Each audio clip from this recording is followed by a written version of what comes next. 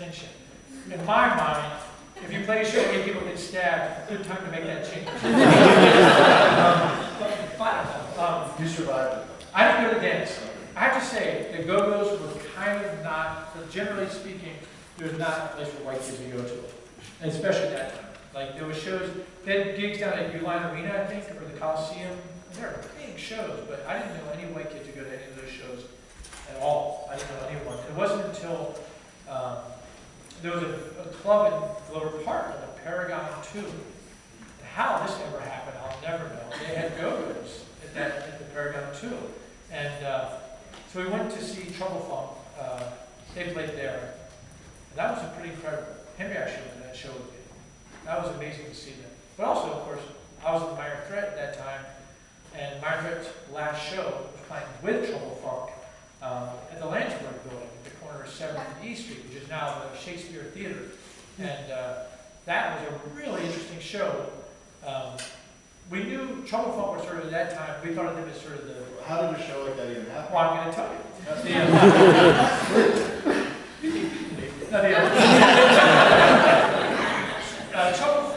Trouble Funk were sort of the biggest go-go band. And Minor Threat, I think, was pretty much the biggest punk band.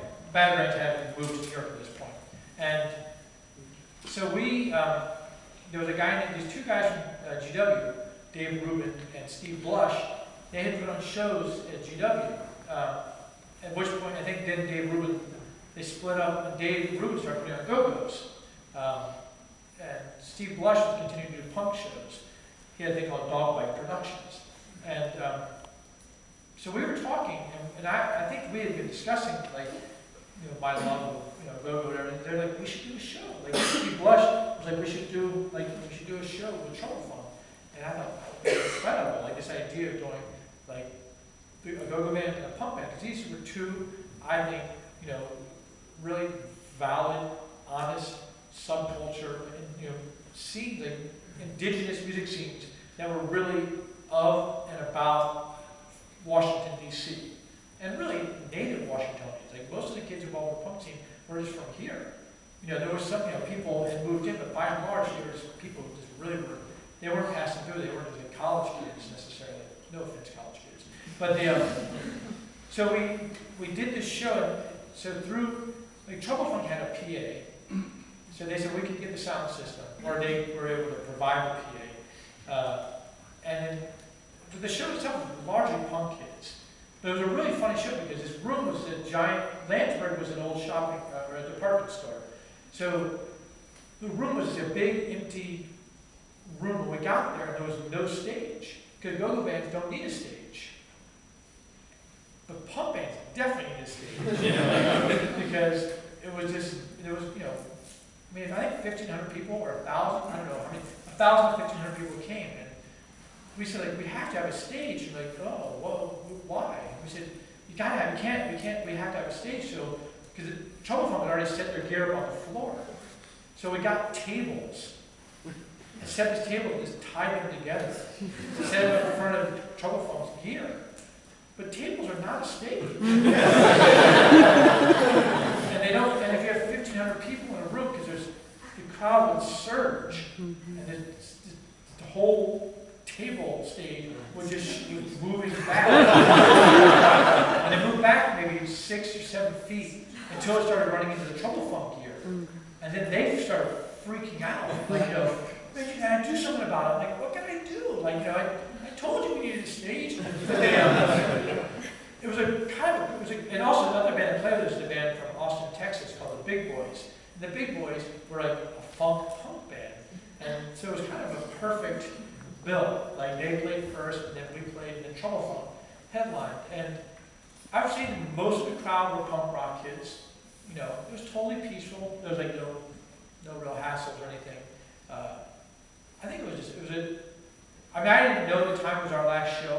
I think that there was a sense that things were not going well. But I don't think any of us really thought, like, we didn't announce it as the last show. But in many ways, it was the perfect last gig. So I felt like there was a connection with the Washington that I actually had a really deep affinity for. And also, the thing about the go-go scene that I just wanted to point out is that though we weren't able to go to the shows, for the most part, the fact they existed and the fact that they had this really like thriving, vibrant scene was really inspirational for those of us who were in the process of trying to create our own scene. It made it seem like, okay, well, it's certainly possible because these shows go on. And the other thing about the go-go thing is that it wasn't just off the country's radar, it was largely off the city's radar. I remember getting interviewed by the Washington Post in 1981 or something, and the guy would ask me a question, and I said, let me ask you a question. I said, why don't you write about go-go? I said, because, okay, like punk rock kids, like 30 of us, we dress funny, we run around and get into fights occasionally. I said, that merits an article. But then you have like the Friday Night Go-Go's with like 4,000 or 5,000 kids come out every Friday night, and the Post had never written a word about it. Just not on the Post radar. So I think that the fact that they were able to develop such an incredibly huge scene really made us feel like, wow, anything is possible. You had two scenes going on in the city. The scene you were in that kept getting bigger, bigger than 30 or 40 kids. Yeah. Then the go-go scene with record labels, people putting up bands. So you have these two huge do-it-yourself cultures going on in the city that really live separately from each other, and kind of still do. Totally. Yeah. I've never, occasionally, I'll see Big Tony from Trouble Funk, and that's pretty much hey, can you use minor thread? That's about it, I've had some pretty interesting, Fugazi, we did a show at Junkyard. We really wanted to do a show with the Go-Go Band, and it was very interesting. This was in the mid-90s. And one thing about the go-go scene is that the bands are really tied to neighborhoods. And there's a lot of tension within some of the neighborhoods, at least some of the kids in the neighborhood, I should say. And so we were trying to work on this gig with Junkyard. We were looking for venues. And there was the manager of this guy, Maurice, I think his name was. I talked to Maurice, and I said, listen, what about this place? He's like, ooh, can't play that in the Northwest, that'll get ugly. Because we're Southeast kids, because Junkyard were from Southeast. That's right, very farms.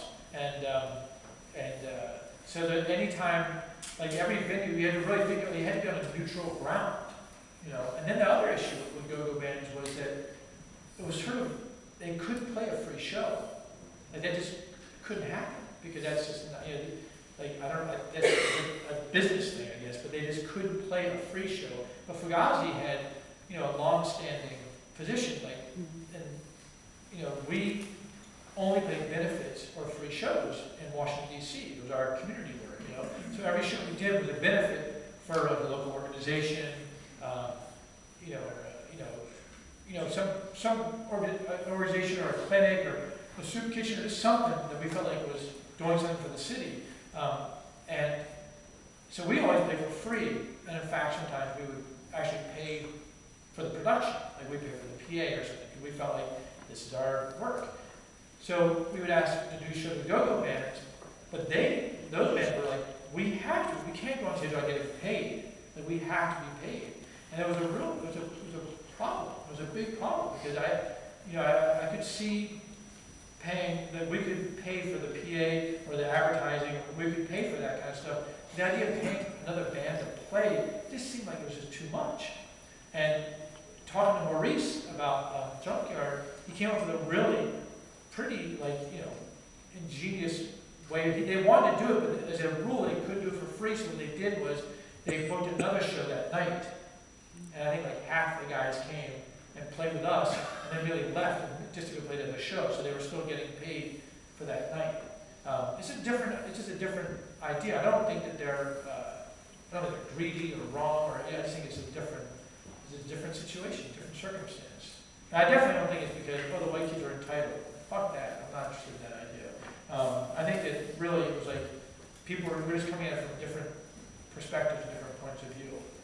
And it was made it very difficult to ever do anything with go-go bands at all, because the business is so totally different. It's a ridiculous business, just interviewing them for projects and digging artifacts up. It's a completely different mentality, not that it's right or wrong, it's just different. In this show here, Pump Me Up, it's mostly about the 80s and about history, but you have continued to go on and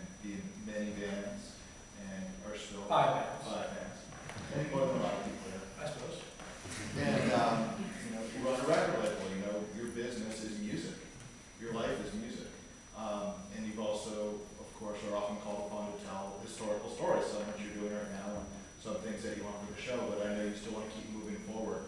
How do you decide, when to tell something historical, when to let something out, and at the same time juggling, keeping moving forward? I think largely, if somebody's got a question, I'm generally happy to answer it. I mean, I do talks, they're strictly Q&As. Like this is actually unusual. Usually I would just come and just say, okay, who's got a question? Let's just start talking. I rely on people's curiosity. So I think but if I'm not actually sitting in a place with columns and lights, I don't sit around telling myself stories about the past. I'm working. I just work. I've got stuff to do, projects, and or just I'm just living. And in theory, I'm making new stories. I hope.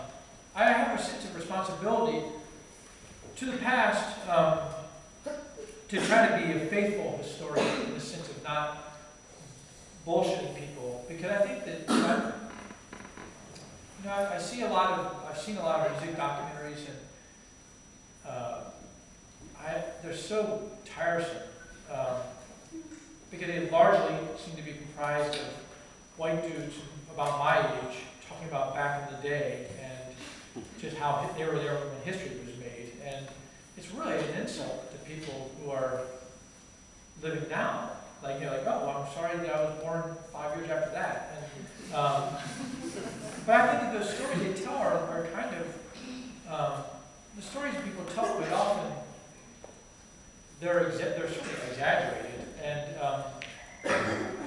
I think also for them, a lot of people, they're looking at it, especially like the old punk rockers, a lot of them, they dropped out. And so for them, they can see it as a very, that was crazy, we were so crazy, but I just never stopped, I never left it, I just do my work. And so I try to think back as I tell stories that are true, I hope, and not to exaggerate, not to suggest a sense of nostalgia, but rather just to give some perspective, because I think that it's interesting to know. I'm interested in what people, their stories and what they've done, but also I think primarily,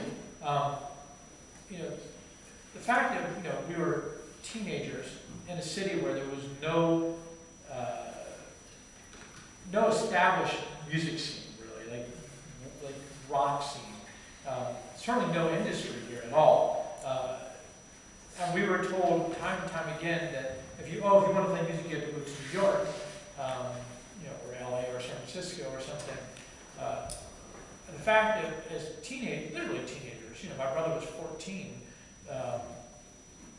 we were able to form bands, put on our own shows, start fanzines, and eventually make our own record label at a time where it absolutely made no sense in terms of the industry.